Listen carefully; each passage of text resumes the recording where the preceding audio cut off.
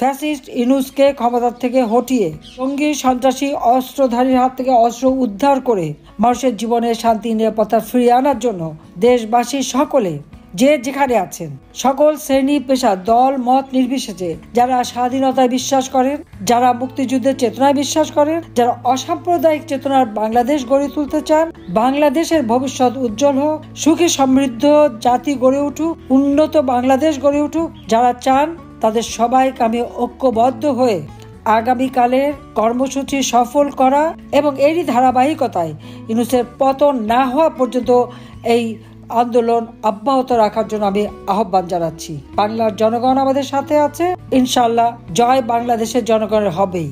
আমি আছি বাংলাদেশের জনগণের সাথে। মনে রাখবেন, বাবা মা ভাই সবই তো হারিয়েছি। আজকে আমাদের ঘর বাড়ি যা কিছু ছিল পুড়িয়ে জ্বালিয়ে সব শেষ করে দিয়েছে। তৃণমূল থেকে আওয়ামী লীগের সকল নেতাকর্মীদের বাড়ি ঘর ব্যবসা প্রতিষ্ঠান জীবন জীবিকার সব পথ বন্ধ করে জ্বালিয়ে পুড়ে ছারখার করে দিয়েছে। আওয়ামী লীগ জনগণের মাটি ও মানুষের থেকে উঠে এসেছে। আওয়ামী লীগ গড়ে উঠেছে জনগণের শক্তিতে। অবৈধ পথে ক্ষমতা দখলকারী পকেট থেকে গড়ে ওঠা দল না। আর অবৈধ ক্ষমতা দখলকারী বলে দেবে আওয়ামী লীগ নিষিদ্ধ, আওয়ামী লীগ ওভাবে নিষিদ্ধ হয় না, হবে না। এই আওয়ামী লীগ জনগণের সংগঠন। আওয়ামী লীগ ক্ষমতা থাকলে জনগণের কল্যাণ হয়, মঙ্গল হয়, জনগণের উন্নতি হয়। কাজে জঙ্গি শাসন থেকে দেশ মুক্ত করবার জন্য সকলকে আজকে ঐক্যবদ্ধ হওয়ার জন্য আমি আহ্বান জানাচ্ছি। ইনশাল্লাহ বাংলাদেশের এই কালো মেঘ কেটে যাবে, বাংলাদেশের মানুষ আবার সুন্দর জীবন ফিরে পাবে। সকলকে আমার সংগ্রামী অভিনন্দন জানাচ্ছি এবং এই আন্দোলন সফল হোক সেই কামনা করছি। গণতন্ত্র মুক্তির এই আন্দোলন সফল হোক। একটা কথা স্পষ্ট বলতে চাই, অনেক মানুষ তারা হত্যা করেছে। হয়তো এখন শুধু নাম দাম খুব অল্প লোকেরই পাওয়া গেছে, বাকি অনেকের পাওয়া যায়নি।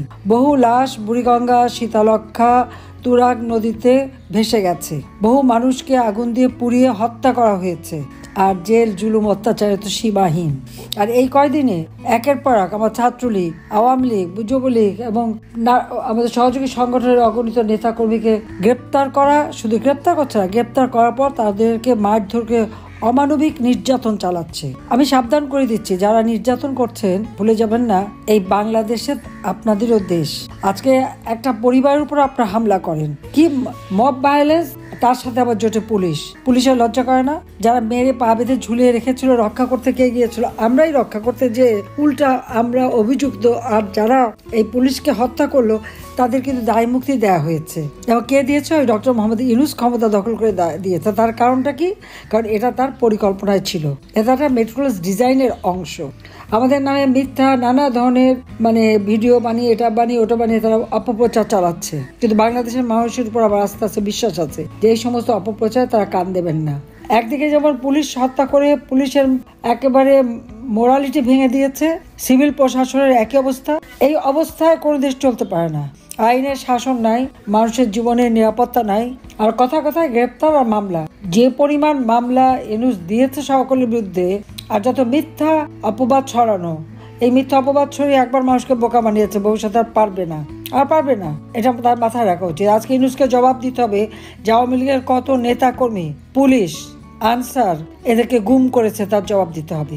সেই হিসাব একদিন নেওয়া হবে। প্রত্যেকটা সেক্টরে আজকে দুর্নীতিতে ভরা, চাঁদাবাজি মাস্তানি ছাড়া কোনো কাজ নাই, টাকা ছাড়া কোনো কথা নাই। কাজে এই দুর্বিষহ অবস্থা থেকে গোটা বাংলাদেশটাই হয়ে গেছে একটা কারাগার, গোটা বাংলাদেশটাই হয়ে গেছে একটা জল্লাদখানা।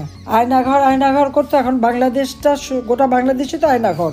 ইউনূস বাহিনীর অত্যাচার নির্যাতনে প্রত্যেকটা পরিবার অতিষ্ঠ, কারো জীবনের নিরাপত্তা নাই। পুলিশ বাহিনীকে শেষ, সিভিল প্রশাসন শেষ, সেনাবাহিনী ডিসিপ্লিন ফোর্স, তাদেরকে যেখানে হুকুম দেবে সেখানেই যাবে, তাদের বিরুদ্ধে মামলা। তা আবার কি আইসিটিতে? আমাদের স্বাধীনতা সার্বভৌমত্ব যারা রক্ষাকারী তাদের বিচার কিভাবে সেই কোর্ট হবে যে কোর্টে আমরা যুদ্ধ অপরাধীদের বিচার করেছি? এটা তো ঘোরতর অন্যায়।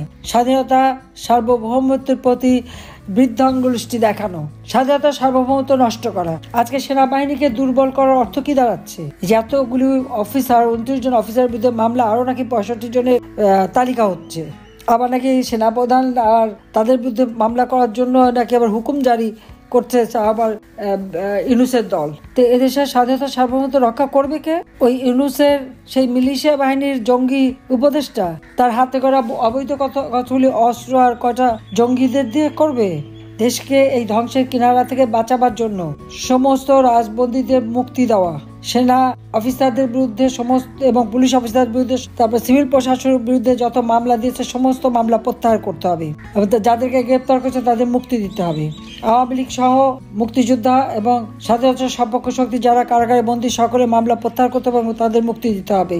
দেশের মানুষের আজকে খাদ্য নিরাপত্তা নাই, প্রত্যেকটা জিনিসের দাম বেড়ে গেছে, মাথাপিছু আয় কমে গেছে। খাদ্যের নিরাপত্তা দিতে হবে, জিনিসের দাম কমাতে হবে। ঘরে বাইরে আজকে মানুষের জীবনের নিরাপত্তা নাই, আইন শৃঙ্খলা অবস্থা চরম আকার ধারণ করেছে। জনগণের জীবনের নিরাপত্তা দিতে হবে। প্রত্যেকটা মানুষের, ছোট শিশু থেকে শুরু করে আবার বৃদ্ধ বনিতা, প্রত্যেকটা মানুষের জীবন যাতে নিরাপদ হয়, সুশৃঙ্খল হয় এবং বাংলাদেশ যাতে উন্নয়নের দিকে এগিয়ে যেতে পারে সেই ব্যবস্থা করতে হবে। খোদা হাফেজ। জয় বাংলা, জয় বঙ্গবন্ধু। বাংলাদেশ চিরজীবী হোক। পলাতক শেখ হাসিনা 1 বছর পরও মাটিতে নামলেন না, জনগণের মুখোমুখি হলেন না, তবে আক্রমণ চালিয়ে গেলেন ভার্চুয়ালি। প্রশ্ন উঠছে, এই কি জননেত্রীর দায়িত্বশীলতা? শেখ হাসিনার ভাষণে ছিল একগুচ্ছ হুমকি, পুরনো অভিযোগ আর বিরোধীদের দোষারোপ। কিন্তু প্রশ্ন হচ্ছে, নির্বাচন নিয়ে কোনো জবাব নেই। ডক্টর ইউনূস, সেনাবাহিনী, গণমাধ্যম সবাইকে একহাত নিলেন, অথচ নিজের দলের ভেতরের দুর্নীতি নিয়ে একটাও কথা বললেন না। তিনি দাবি করলেন দেশ উন্নয়নের পথে, কিন্তু সেই উন্নয়ন কি শুধুই ভার্চুয়াল? যেখানে জনগণ নেই, গণতন্ত্র নেই, ভোট নেই, সেখানে কিসের উন্নয়ন? 1 বছর ধরে দেশের বাইরে থেকে ভার্চুয়াল বক্তৃতা দিলেও তিনি দেশে ফিরছেন না কেন? জনগণের সামনে দাঁড়াতে ভয় পাচ্ছেন কেন? আইন আদালতের মুখোমুখি না হয়ে কেবল হুমকি ধামকি দিলেই কি নেতৃত্ব প্রমাণিত হয়? এটাই কি সেই নেতৃত্ব যার উপর বাংলাদেশ ভরসা রাখবে? বাংলাদেশের ভবিষ্যৎ কি ভার্চুয়াল বক্তৃতায় বন্দী থাকবে, নাকি জনগণ এবার নিজেদের সিদ্ধান্ত নেবে মাঠে নেমে? আপনার মতে শেখ হাসিনার ভার্চুয়াল বক্তব্য কি বাস্তব রাজনৈতিক দায় এড়ানোর চেষ্টা, নাকি কৌশলগত পাল্টা আক্রমণ?